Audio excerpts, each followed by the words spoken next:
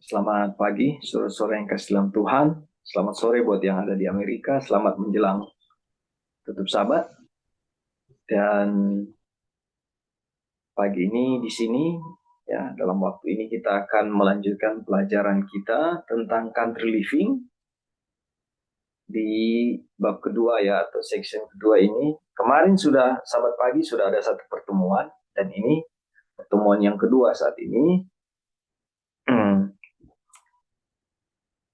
Sangat singkat sebenarnya ya, hanya ada satu halaman lebih ya, hanya ada mungkin dua tiga subjudul yang akan kita bahas di pagi ini ya.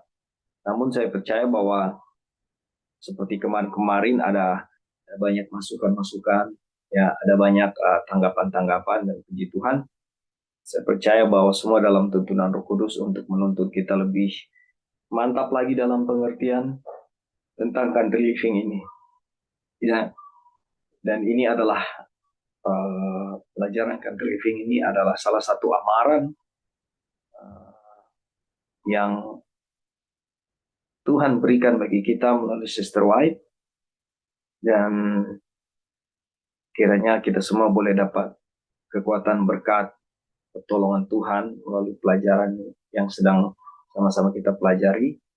Ya, seperti biasanya, saya rindu ada komentar-komentar dan masukan dari saudara-saudara, tambahan, ya, koreksi kalau ada yang salah yang sempat disampaikan, sehingga Bible Study ini hidup. Namun sebelum kita masuk kepada subjudul pembahasan lanjutan, kita mau datang kepada review ya, review apa yang sudah kita pelajari kemarin. Jadi kalau kita ke bab 1 yang kemarin, ada 3 hal yang kita dapati ya, dan ini bisa saja juga menjadi 3 poin ini kesimpulan, bisa menjadi tema kesimpulan sepanjang kita belajar country living ini. Yang pertama adalah tentang kehidupan kerohanian kita ya. Kemarin dinyatakan banyak orang yang tidak memikirkan kesejahteraan kerohanian. Artinya ada banyak sekali gangguan yang terjadi di kota, sehingga dalam pertumbuhan kerohanian kita sebenarnya tidak nyaman, tapi diabaikan dan tidak menjadi satu pertimbangan yang baik untuk kita memikirkan bagaimana agar kerohanian kita bertumbuh ya dengan baik.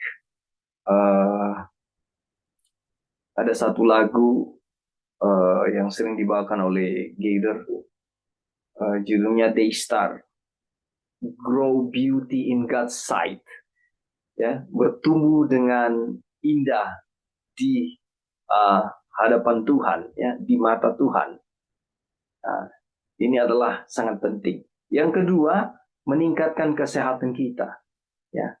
Saudara-saudara, saya sudah country living, walaupun ada beberapa waktu ini kita kembali lagi ke kabupaten ya, dan meninggalkan country living untuk separuh waktu, dan kita dalam waktu yang ditentukan akan kembali lagi ke sana. Sehubungan dengan kesehatan, saya merasakan banyak sekali manfaat ya ketika ada di country living. Yang pertama, udara sehat. Yang kedua, kita bisa lebih banyak melakukan kegiatan gerakan seperti mencangkul atau memotong rumput, membersihkan kebun, ya, bahkan melintas dari desa ke tempat kita country living itu, ke rumah kita itu harus menaiki sebuah bukit yang lumayan tinggi, dan ketika kita lakukan itu hampir setiap hari ya, itu ada banyak tubuh yang digerakkan sehingga terasa lebih fit ya. Dan ketika ada di country living juga, kita tidak tergoda untuk mau pergi beli makanan-makanan yang tidak sehat ya, oleh karena keterbatasan di sana. Kita lebih sering menggunakan atau mengkonsumsi buah-buahan yang ada di sekeliling kita ya.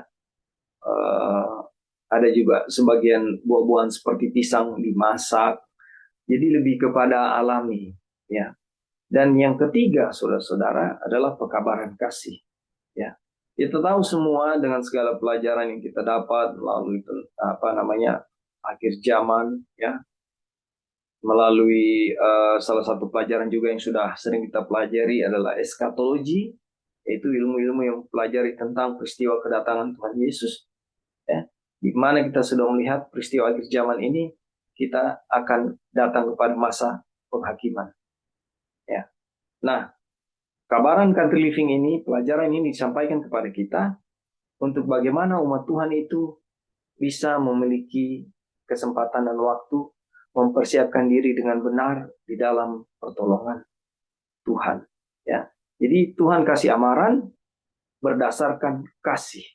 Dia mau kita selamat, dia mau kita hidup berjalan dalam kebenaran firman-Nya sehingga kaki kita tidak tersandung dan kita berjalan di jalan kebenaran Tuhan sampai kita boleh dimeteraikan dan terima kebenaran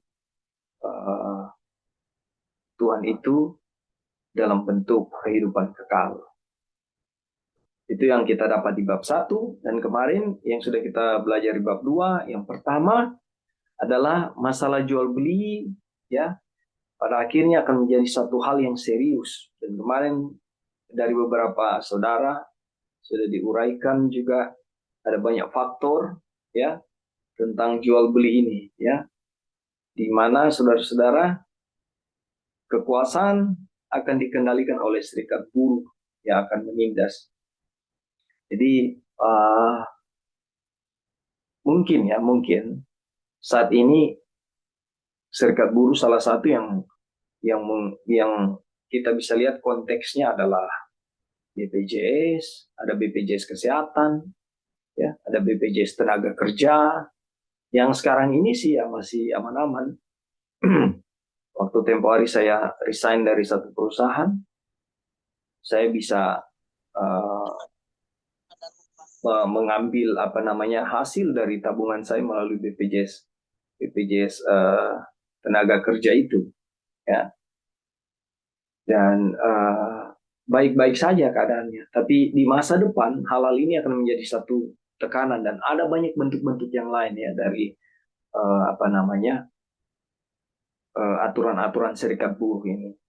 Yang kedua, perserikatan ini akan berlanjut sampai Yesus menanggalkan jubah perantaranya, keimamatannya, dengan menggunakan jubah penghakiman. Ya. Jadi peristiwa ini istilahnya tidak akan berhenti.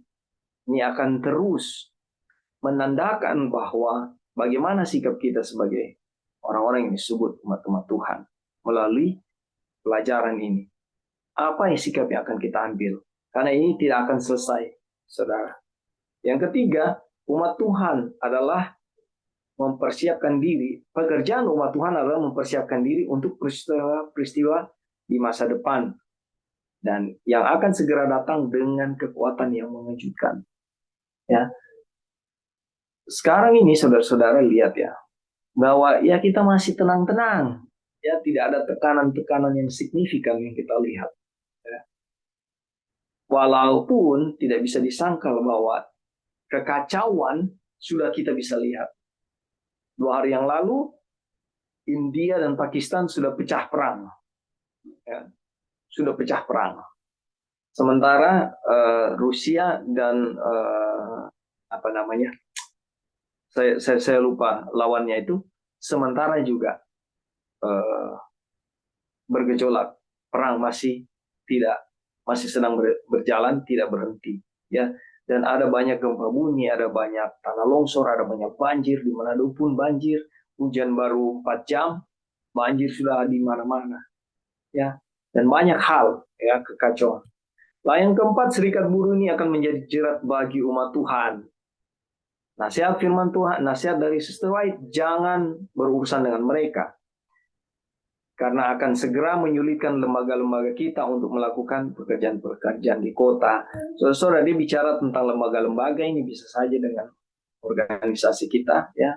Dan ada saran di sini bahwa buatlah sanitarium di pedesaan, ya. Oleh karena contoh, ya, sekarang di daerah Bitung akan adakan KKR minggu depan, dan sekarang pengurusan surat-surat untuk KKR itu udah luar biasa sulitnya, tidak seperti dulu, di mana KKR cuma akan berlangsung 5-6 hari, ya 5-6 malam, tapi harus melalui desa, ya.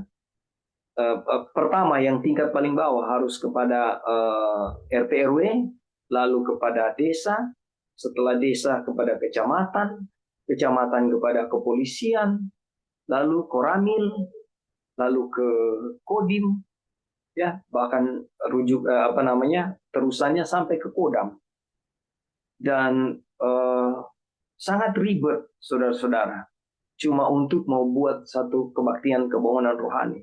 Ada banyak obstacle yang harus dilewati, ya. Jadi bagaimana kesulitan-kesulitan lebih hari itu lebih meningkat. Nah, ketika membuat sanitarium di pedesaan, ya, ada banyak sekali manfaat. Kemarin sudah kita belajar, dulu juga kita sudah pernah belajar, ya, di mana menjangkau orang-orang di sekeliling, dan kita tahu sanitarium tidak menggunakan obat-obat kimia, ya, di mana sanitarium kita bisa menanam bahan-bahan obat-obatan di situ, di daerah, di pedesaan, tanah yang sudah disiapkan. Jadi ada banyak kemudahan untuk sanitarium ketika dibuat di pedesaan. Udara lebih segar, jauh dari hiruk pikuk, ya. Yang kedua, di bagian B, untuk alasan menjangkau orang-orang bagaimana hidup sehat, kita bisa membuat restoran di kota. Ya, kemarin ini sudah sempat kita bahas.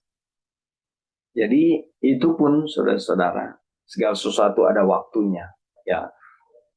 Yang Tuhan izinkan bisa membuat restoran, ada dana, silakan, dalam tujuan untuk kemuliaan nama Tuhan, ya. Di mana melalui restoran kita bisa menyajikan makanan-makanan sehat, kita bisa ajarkan mereka membuat makanan sehat dan sebagainya, ya. Semua ini adalah proses yang menuntun untuk bisa mengenal Tuhan dan hidup bersama dengan Tuhan. Oke, saudara, di review ini ya sangat singkat memang. Kita ada yang mau kasih tambahan di sini, saudara-saudara? Silakan.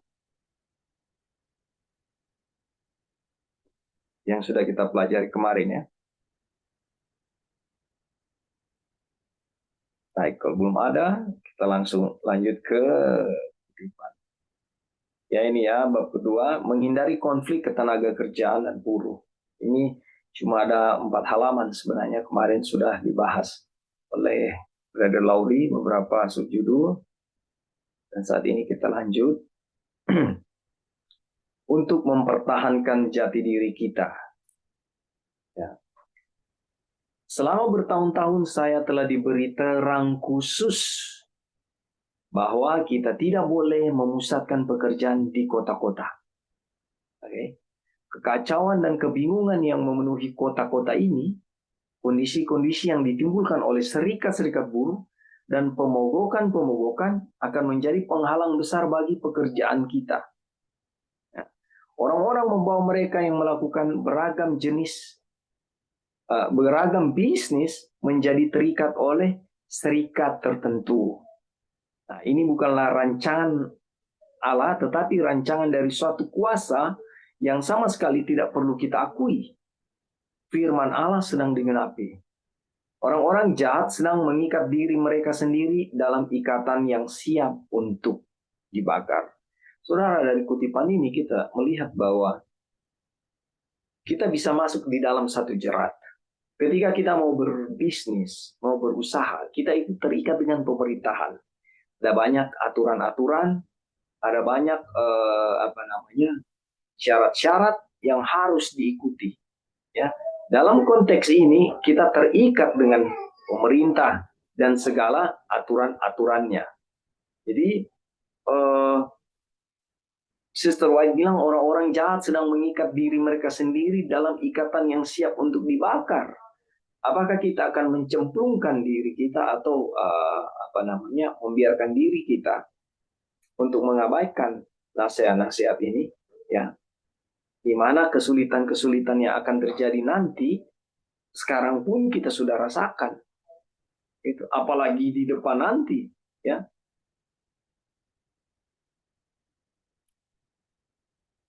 Yang berikut, kita semua dipercayakan sekarang harus menggunakan kemampuan kita dalam memberikan pekabaran peringatan terakhir kepada dunia. Itu adalah tugas kita, saudara-saudara. Dalam pekerjaan ini kita harus menjaga individualitas kita. Kita tidak boleh bersatu dengan perkumpulan-perkumpulan rahasia atau dengan serikat-serikat dagang. Kita harus berdiri bebas di dalam Tuhan dengan senantiasa memandang kepada Kristus untuk mendapatkan petunjuk. Semua gerakan kita harus dilakukan dengan kesadaran akan pentingnya pekerjaan yang harus diselesaikan bagi Tuhan. Saudara-saudara, dia mau bilang kutipan ini, lepaskan ikatan kita dengan dunia. Ya. Sekarang organisasi kita, ya, masih berdiri dengan bagus pada tempatnya. Ya. Mungkin belum terlihat tekanan-tekanan. Ya. Kalau saya pribadi saya percaya bahwa sebenarnya tekanan-tekanan sudah sedang berjalan dan sedang terjadi. Ya. Contohnya, ya, ketika kita semua harus divaksin, ya, itu tekanan, saudara. Banyak orang yang tidak mau divaksin. Banyak orang yang tidak mau divaksin, tapi harus divaksin. Dan aturan ini masuk sampai kepada lembaga gereja kita, di mana dihimbau harus divaksin semua. Dan itu sampai ke mimbar. Dan orang-orang jemaat diminta divaksin. Ya. Sementara banyak yang tidak mau. Banyak juga yang ikut, ya. Nah, ini contoh salah satu tekanan-tekanan yang ada. Kenapa? Karena kita terikat dengan pemerintahan. Dan kedepannya lagi akan lebih parah, ya. Ada banyak obligasi-obligasi yang akan diberikan, ya. Dan kita harus ikut. Melalui pelajaran ini Tuhan suruh kita buka mata. Ya. Kita lihat, kita akan ke situ. Sebagai umat Tuhan apa? Kita memiliki tugas untuk menyampaikan, ya, pekabaran di mana Tuhan segera akan datang. Masa penghakiman akan segera terjadi. Jadi hal-hal inilah semua yang sedang menjadi scene, ya, jadi satu pemandangan di hadapan kita. Dan kita sudah diamarkan untuk melihat semua ini. Kita sudah lihat peristiwa Lot, ya, dan keluarganya. Dikatakan di bab 1 kemarin, Lot sudah terlambat langkahnya, ya. Oleh karena dia sudah terbuai dengan keterikatannya terhadap kehidupan duniawi, hal-hal sekuler. Itu yang terjadi. Oke, baik. Ada yang mau tambahkan dari kutipan yang sudah kita baca ini? Silakan, saudara.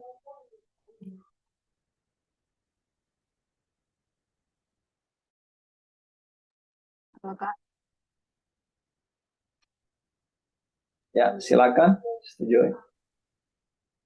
ada satu poin yang kita baca di sini yang kita rasa sangat penting. Di sini dibilang kita tidak boleh bersatu dengan perkumpulan-perkumpulan rahasia. Atau di sini kan secret society. Di Amerika di sini kalau secret society itu Ya. Atau bukan Joy, sorry, suaranya kurang jelas, Joy. Atau dengan serikat-serikat dagang. Dibilang langsung di sini, ya. Kita harus berdiri. Oh gitu, Kak. Iya, Tunggu dah. Sekarang gimana? masih masih sama Kalau ini lagi. Silakan. kalau ini oke apa enggak? Ini oke, oke sekali.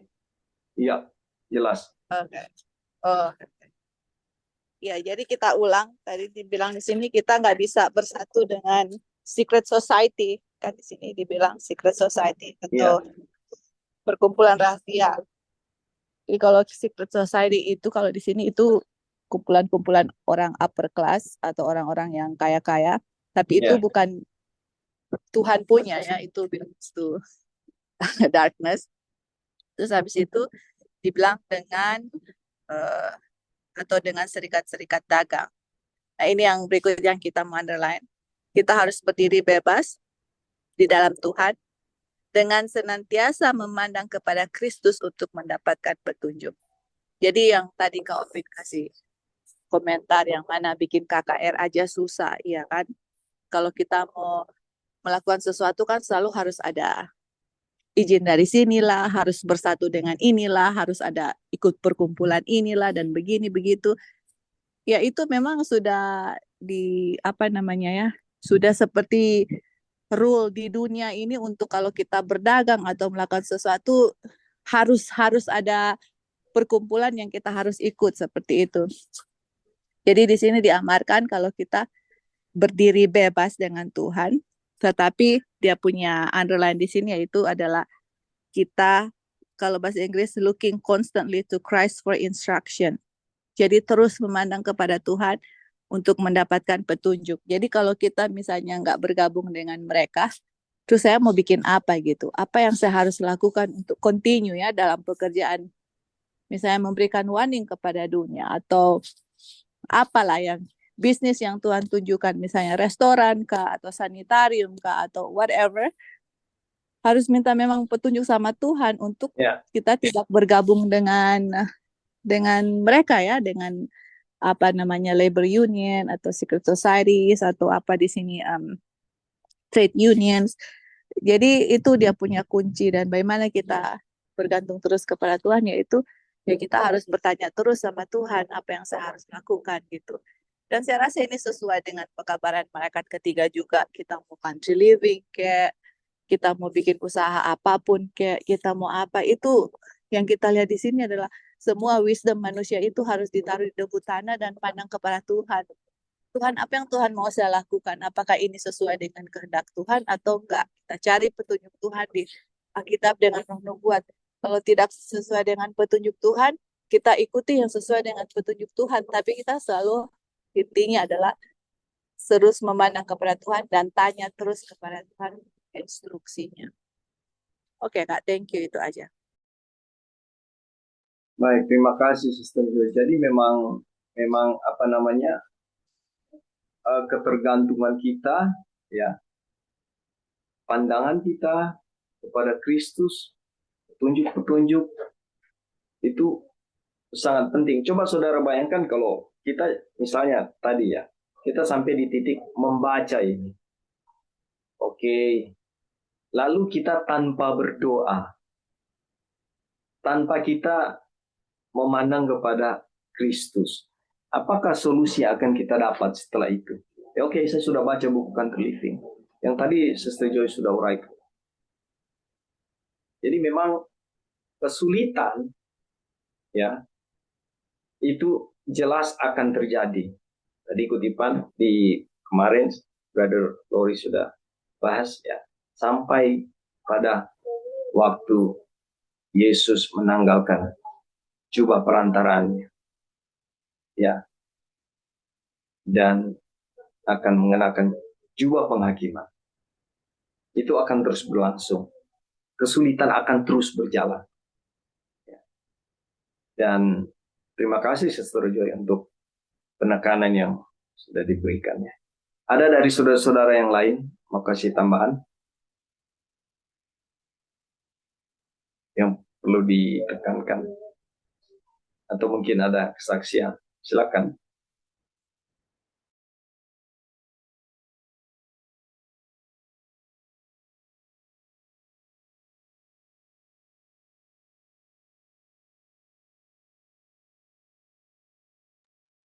Baik, kalau belum ada, kita lanjut ya. Diabaikannya perintah Tuhan.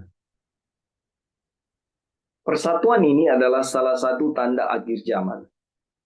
Manusia diikat dalam ikatan-ikatan yang siap untuk dibakar. Mereka mungkin adalah anggota gereja, tetapi ketika mereka menjadi anggota serikat-serikat ini, mereka tidak mungkin menaati perintah-perintah Allah, karena menjadi anggota serikat-serikat ini berarti mengabaikan seluruh perintah Allah. Saudara, di sini bicara tentang ikatan, keterikatan, saudara. Ya. Jadi amaran mau bilang ketika kita ada di dalam wadah-wadah ini, ya, pertama sudah berbeda dengan tujuan-tujuan prinsip ketuhanan, ya, dan ya bertentang dengan perintah-perintah Allah. Lalu kita akan sulit bertumbuh di dalam kerohanian tentunya. Karena ini akan mengikat, saudara. Coba saudara bayangkan gaji ratusan juta, ya. Janganlah ratusan juta, puluhan juta lah, di atas 5-60 juta. Saudara dapat income tiap bulan untuk ukuran Indonesia itu sangat besar. Tapi saudara ada di dalam satu ikatan aturan di situ. Yang pada waktunya ketika saudara berleha-leha, ya, di kutipan di atas dibilang kita tidak boleh lengah sedikit pun. Tidak boleh, kutipan di atas, ya, tidak boleh di waktu ini kita menjadi lemah. Ya. Artinya jangan kita menyerahkan kehidupan kita di dalam pemahaman yang belum kok, Tuhan belum datang, jadi Tuhan saya masih di sini dulu ya. Kita bernegosiasi dengan Tuhan. Sebentar ya.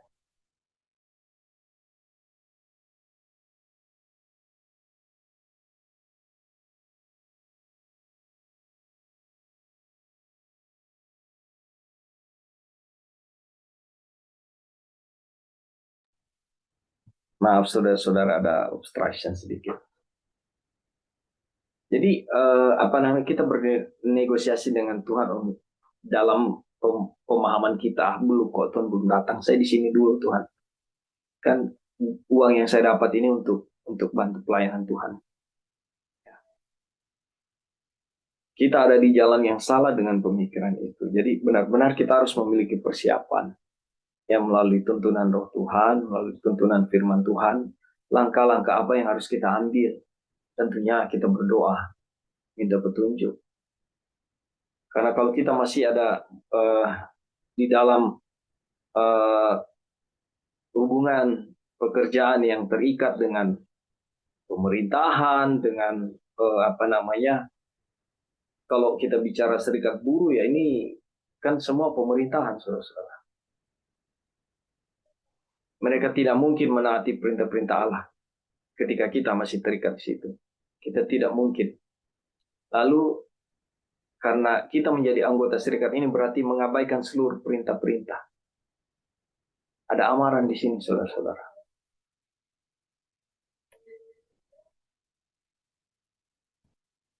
Ada yang lain yang punya pengertian lain tentang hal ini, saudara-saudara, atau tambahan, silakan.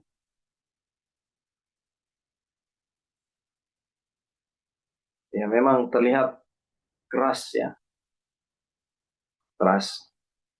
Kalau kita yang tidak terikat, ya mungkin merasa ini bukan satu beban. Tapi kalau kita yang ada di dalamnya, ini akan menjadi satu beban. Tapi ingat, apapun situasi kita, keadaan kita saat ini, ya, dan ketika kita menyerahkan itu semua kepada Tuhan. Saya tahu di teman-teman saya juga di gereja, masih banyak PNS-PNS, ya, yang notabene bekerja untuk pemerintahan, ya, di mana aturan-aturan pemerintah harus dijalankan, ya. Dan apapun aturan pemerintah karena mereka cari makan di situ istilahnya harus diikuti gitu. Dan mereka masih bekerja. PNS itu pegawai negeri sipil ya. Oke, ada tambahan saudara-saudara, silakan. Halo Kak Alvin. Ya, silakan. Bisa dengar kita punya suara? Ya, jelas. Oke. Jadi betul sekali yang Kak Opin bilang ya, kalau kita bekerja untuk dunia atau untuk government, kita lihat bahwa memang kita harus ikut peraturan-peraturan mereka kan. Karena kita bekerja di bawah mereka, mereka juga punya peraturan-peraturan yang kita harus ikuti gitu.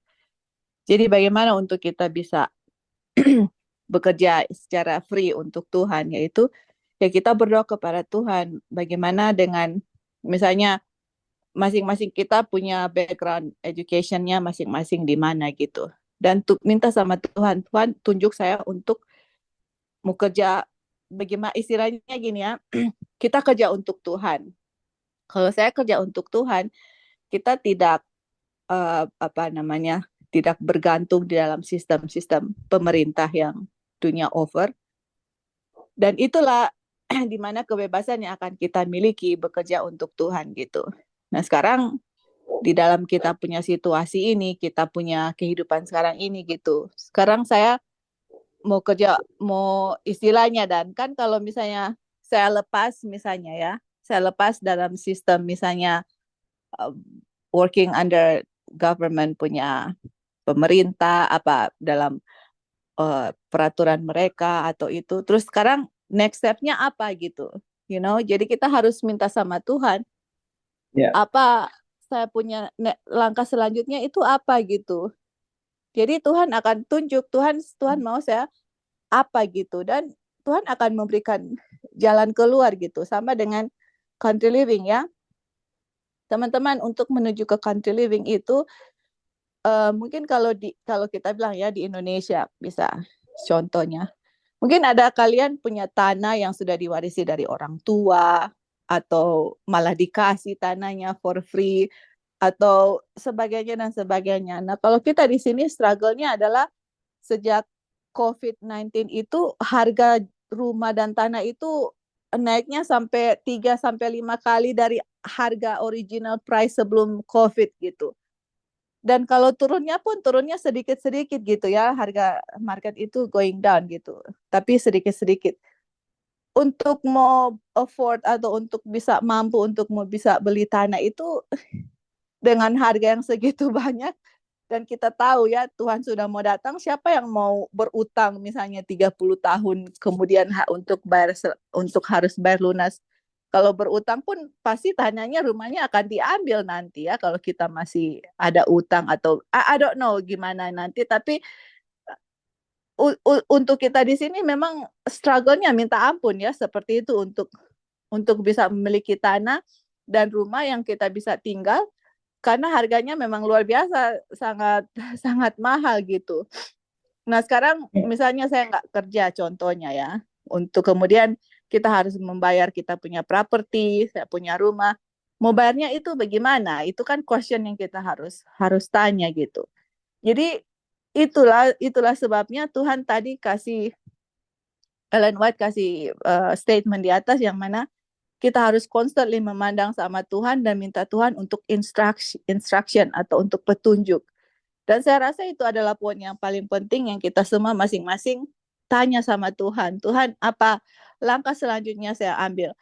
Dan di saat kita bawakan dalam doa, misalnya saya punya kesaksian tadi, Tuhan buka jalan teman-teman. Selalu ada amazing miracle selalu yang kita nggak pernah harapkan itu selalu ada gitu. Dan kita lihat itulah cara Tuhan untuk saya pribadi ya, at least untuk saya pribadi. Kita semua punya jalan Tuhan.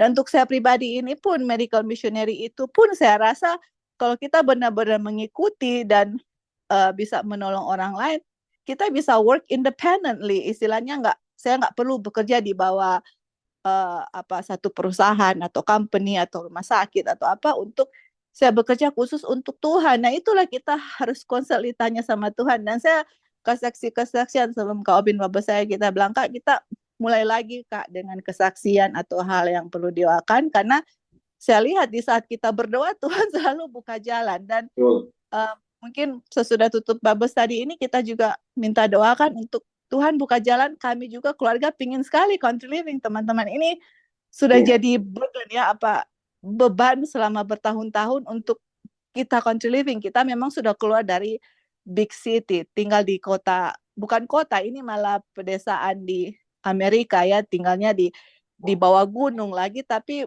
kita belum punya tempat sendiri untuk bisa country living. Dan itu memang beban untuk setiap kali saya berbicara country living, saya selalu merasa, aduh Tuhan, kita sendiri belum di country gitu ya. Tetapi saya selalu ingat bahwa inilah keinginan Tuhan, kita mau country, Tuhan yang akan melakukan di dalam kita. Kita selalu berdoa, Tuhan akan ada waktunya, Tuhan sudah ada tempatnya, akan ada waktunya untuk kita di country. Karena apakah Tuhan mau kita binasa? Apakah Tuhan membiarkan kita punya kerinduan ke country, terus Tuhan gak akan bawa kita ke country? Di saat dimana kita ada keinginan, ada kemauan untuk pindah atau ke country, Tuhan akan tuntun poin demi poin. Isitulah yang menjadi pengharapannya tadi, untuk kita belajar bab 1. Saya sangat dihiburkan dengan firman Tuhan itu, yang mana Tuhan akan menuntun kita poin demi poin. Dan saya tahu Tuhan akan tuntun kita poin demi poin, dan kita berdoa untuk kita yang masih rencana ke country, Tuhan akan terus menunjuk kita secara pribadi, keluarga, poin demi poin menuju ke situ. Dan teman-teman yang sudah di country untuk terus melakukan apa yang Tuhan ingin lakukan kita di country. Dan kita sama-sama ya, itulah yang poin yang maksudnya yang sangat kita suka adalah kasih akan Tuhan dan sama manusia, di mana kita punya kerinduan untuk menyelamatkan juga orang lain, kerinduan untuk menolong orang lain, karena Tuhan sudah tolong kita, Tuhan sudah selamatkan kita. Kita mau juga untuk apa yang kita terima, kita bagikan juga kepada orang lain. Oke Kak, thank you, itu aja. Baik, terima kasih Sister Joy untuk tambahannya. Jadi saudara-saudara, kehidupan kita hanya selalu tuntunannya adalah berserah, ya. Dan puji Tuhan, melalui pelajaran country living kita dapat tuntunan bahwa poin demi poin di bab 1 kita sudah belajar, ya. Dengan satu keyakinan, kita percaya Tuhan akan menolong kita. Ya, jadi tidak ada istilahnya putus pengharapan dengan keadaan dunia yang semakin gejolaknya semakin besar, ya, dan tekanan sana sini mulai terasa.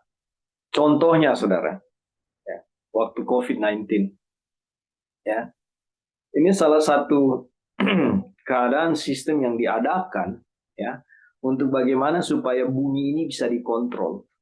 Dan benar, ketika program itu terjadi, dia bilang di rumah aja, semua di rumah aja. Ya. Ketika dia bilang pakai masker, semua pakai masker. Mau di mana-mana, dan itu perintah. Ya. Vaksin, semua harus divaksin. Walaupun banyak yang tidak mau dan banyak yang menentang. Saat ini masih oke-oke saja kita menentang yang tidak mau. Ya. Tapi saudara, mari kita buka mata dan kita lihat. Semua ini situasi-situasi, ya, atau uji coba ya, untuk program yang lebih parah yang ada di depan nanti. Dan mereka sudah coba, COVID-19 berhasil, saudara. Ya, itu pun banyak orang yang mati bukan karena COVID-nya, tapi karena stres. Jadi gila. Tidak ada penghasilan, lockdown, ya, lalu tidak bisa kemana-mana, harus pakai masker, yang mana sangat bertentangan dengan hukum kesehatan. Ngapain kita pakai masker sementara udara yang kita buang karbon lalu kita hirup lagi? Dan semua ini kita lihat mereka berhasil melakukan program itu. Kalau di sini mereka berhasil, ke depannya mereka akan buat yang lebih parah lagi, yang notabene tekanan-tekanannya seperti itu. Ya. Pelajaran country living, pelajaran kasih. Tuhan mau kita untuk selamat. Mari kita ikuti nasihat-nasihat firman Tuhan ini. Makanya kita, puji Tuhan, dapat kesempatan sama-sama belajar. Ada tambahan yang lain, saudara-saudara? Silakan.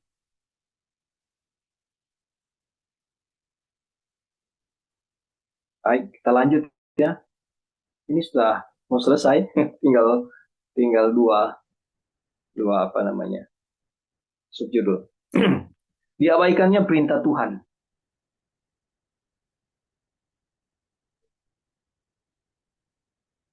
Sorry, ini sudah tadi ya kita mempertahankan jati diri. Tadi diabaikannya perintah Tuhan, kita lanjut dikasih ya sini. Kasihilah Tuhan Allahmu dengan segenap hatimu dan dengan segenap jiwamu dan dengan segenap kekuatanmu dan dengan segenap akal budimu, dan kasihilah sesamamu manusia seperti dirimu sendiri. Lukas 10 ayat 27. Ini adalah firman yang tidak asing lagi buat kita ya. Nah, firman ini merangkum seluruh tugas saudara dan saya. Kata-kata ini berarti penyerahan seluruh diri, tubuh, jiwa, dan roh untuk melayani Tuhan. Penyangkalan diri, saudara-saudara. Ya. Bagaimana manusia dapat menaati firman ini dan pada saat yang sama berjanji untuk mendukung apa yang merampas kebebasan bertindak sesama mereka. Ya. Disuruh vaksin. Harus vaksin. Tidak ada kebebasan kita. Dan kita mendukung itu. Ya, vaksin aja itu kan aturan pemerintah.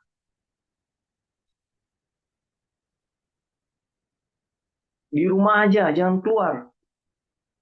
Ya udah di rumah aja. Dan akan banyak hal-hal lebih parah lagi ketika kita bertentangan dengan Lukas 10 ayat 27. Kita bertentangan dengan hal penyangkalan diri. Kehidupan kita tidak dalam penyerahan. Bagaimana kita bisa menaati firman Tuhan ini? Ya, sementara Yakobus bilang 9 atau semua kita 9 kita lakukan lalu 1 tidak lakukan, kita bersalah kepada semua hukum, pada semua firman. Kalau Tuhan bilang kasihlah Tuhan Allahmu dengan segenap hatimu, segenap jiwamu, segenap kekuatanmu, segenap akal budimu, lalu kasihlah sesamamu manusia seperti dirimu sendiri. Tetapi kita ada terlibat dalam persekutuan-persekutuan ini ya untuk menindas. Ya, kita tidak langsung semata-mata menindas, tapi kita ada di bagian struktur yang menindas. Silakan dijawab, saudara-saudara.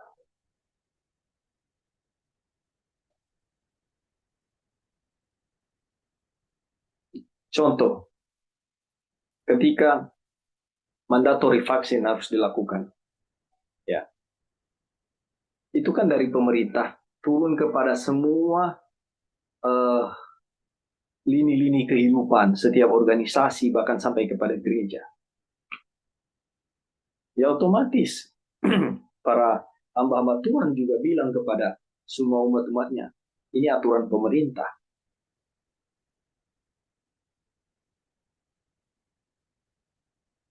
Dan biarlah saudara ini jadi satu pelajaran. Ya, bagaimana kita berdiri di jalan Tuhan, di sisi Tuhan.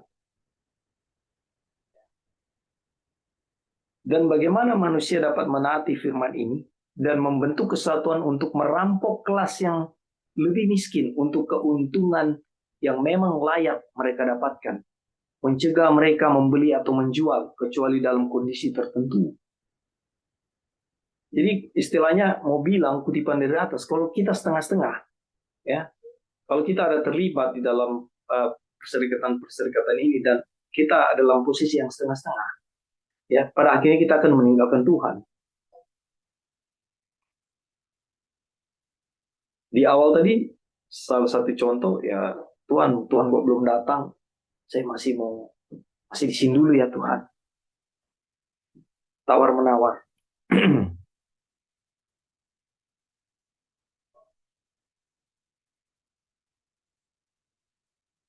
Oke, ada yang mau kasih tambahan, saudara-saudara? Tinggal satu judul lagi, kita sudah selesai.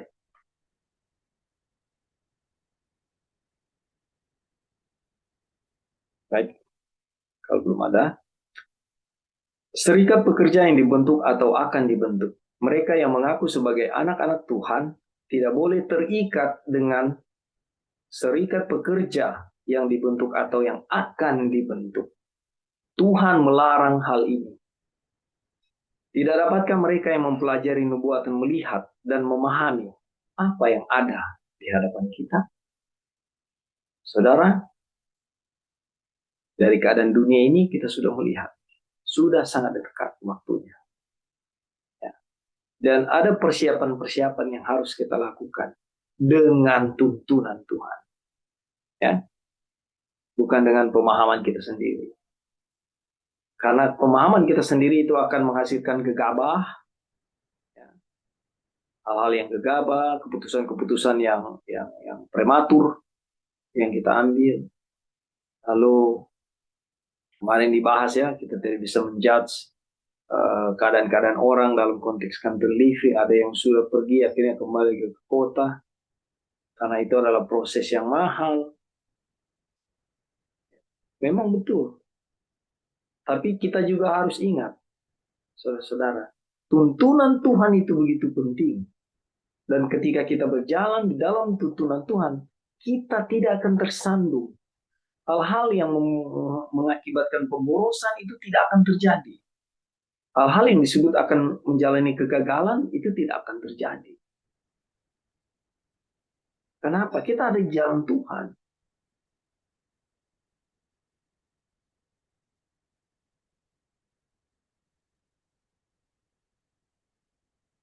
Baik, saudara-saudara, serikat pekerja yang dibentuk atau akan dibentuk ini adalah kutipan terakhir dari bab kedua, ya, subjudul terakhir. Adakah masih apa yang mau kasih tambahan, masukan? Belum kita tutup.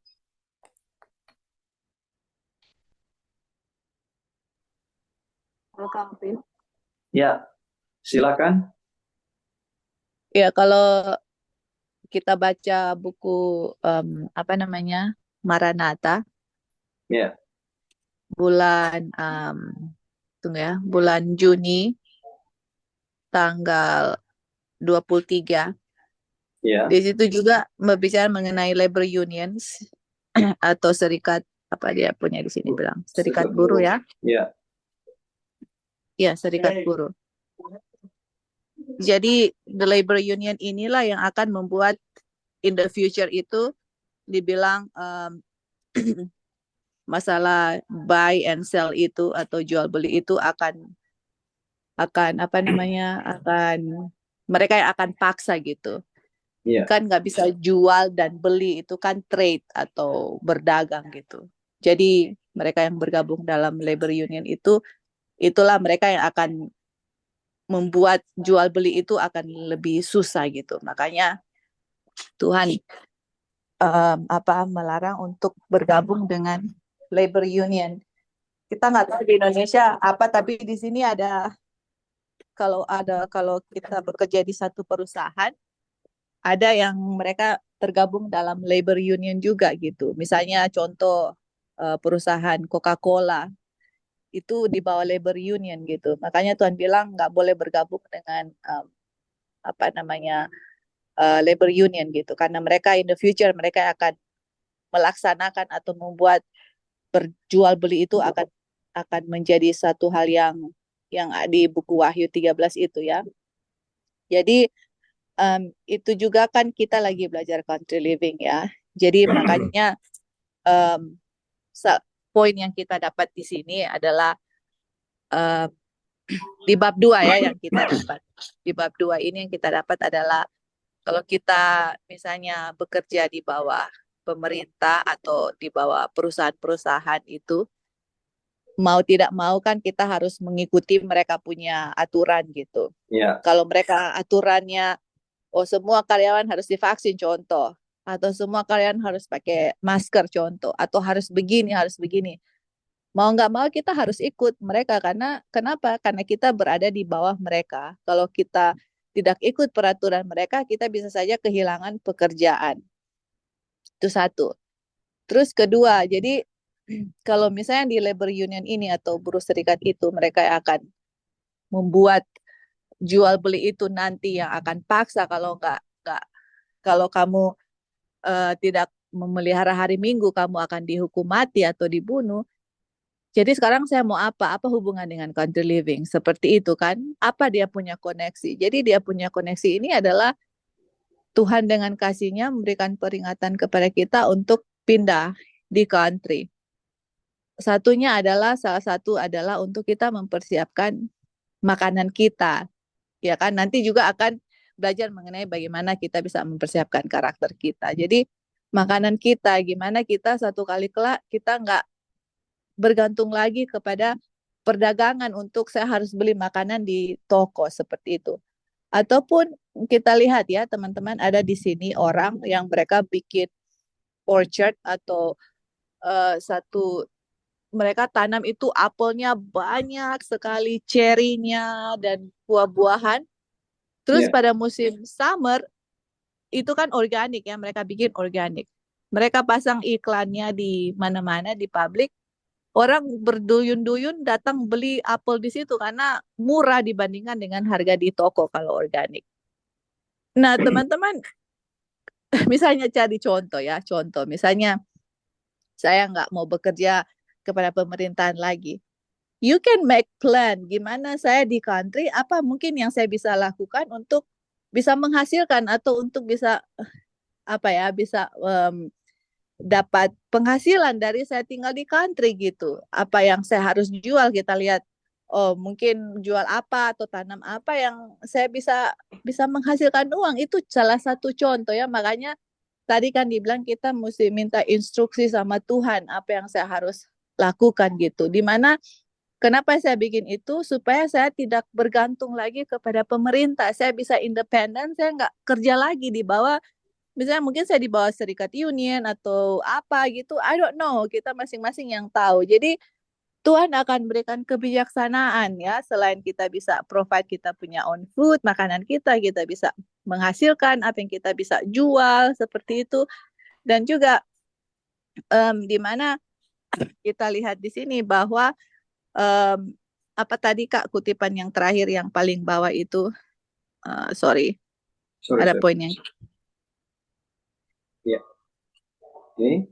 Oh ya, tidak boleh ya Tuhan larang untuk Ya, kita mengikuti ya. Itu dan juga yang sudah ya kita sudah mention sebelumnya dan kita sudah belajar dari pekabaran malaikat ketiga adalah ini semua kasih ya, kasih. Kalau kita mengasihi Tuhan dengan segenap hati kita, dengan sesama manusia, yang tadi Kak Opin bilang, bagaimana kita menunjukkan kasih kepada sesama manusia kalau kita nggak ada kebebasan memilih, semua harus dipaksa. Kalau nggak, kamu kehilangan ini. Where is the freedom of choice gitu? Dimana kita punya kebebasan memilih, Tuhan memberikan ke manusia kebebasan.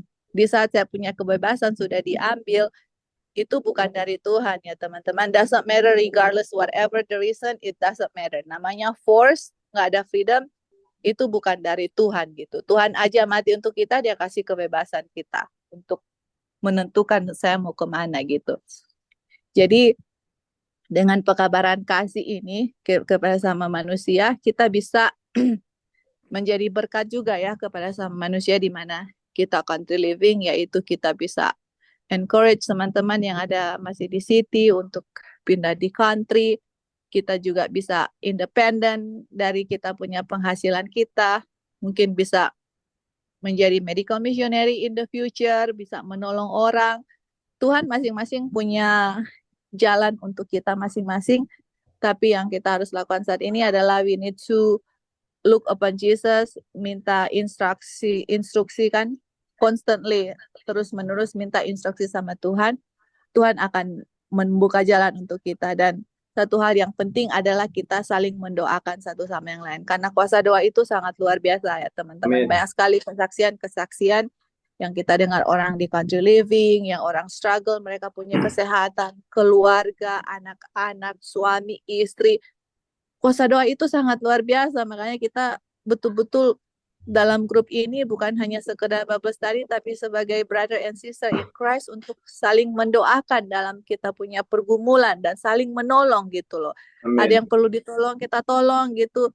Kalian misalnya saya bisa tolong dalam hal ini, Kak Opin bisa tolong, untuk kita encourage sama-sama untuk perjalanan kita ke surga gitu loh. Jangan buat perjalanan kita ke surga satu sama lain lebih parah, saling orang bilang toki di kepala, tidak seperti itu ya. Malah kita saling membangun, saling memegang tangan untuk perjalanan kita ke surga gitu. Kalaupun saya country living, teman-teman, kalau kita belajar everlasting covenant, ini untuk sementara. Ini perjalanan kita hanya numpang lewat, bukan dunia ini kita punya tempat gitu. Tuhan ada everlasting covenant, yaitu dia punya, kita ada tanah yang akan kita possess for everlasting ya, untuk tanah yang Tuhan sediakan kita tinggal selama-lamanya gitu. Country living hanya lewat saja gitu, tetapi dalam melewati country living itulah yang kenapa itu Tuhan berikan kepada kita, yaitu akan di future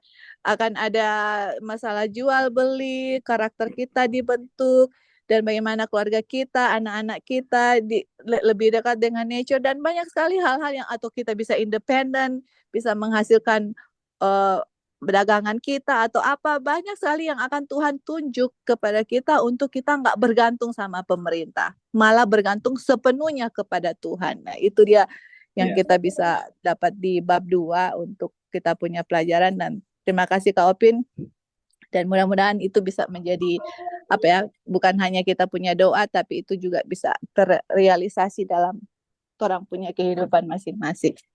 Thank you Kak. Puji Tuhan, Sister Joy, terima kasih untuk tambahan dan kesimpulan juga ya, kita lihat. Dan kiranya dengan pertolongan Tuhan kita boleh mendapat kekuatan melalui pelajaran ini, dan semata-mata semua untuk kemuliaan nama Tuhan. Saya bawa dalam nama Tuhan kita Yesus Kristus.